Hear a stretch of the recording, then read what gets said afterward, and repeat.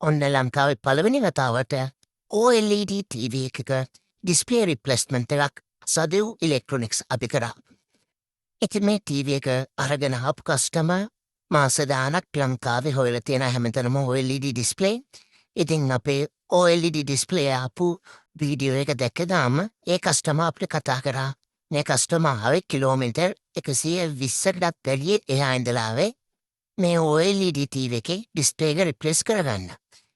ඉතින් ඔයාලා දකින්න ඇතිනේ මේ TV එක කොච්චර thickness එකකින් අඩුයිද කියලා. ඉතින් මේ thickness එක අඩු වෙන්න එක හේතුවක් තමයි මේ TV වලට backlights එන්නේ නැහැ. මේ තියෙන්නේ ලංකාවේ පළවෙනි වතාවට OLED TV එක ඩිස්ප්ලේ එක රිප්ලේස් කරාට පස්සේ. ඉතින් මේ OLED TV වල වෙනම quality එකක් තියෙන ඩිස්ප්ලේ එකේ. ඒ වගේම තමයි මේ ඩිස්ප්ලේ වල දානත් ඒ වගේම සැරයි. මොකද මේ TV එකක් අනිවාර්යෙන් ලක්ෂ 10කටත් වැඩිය වෙනවා.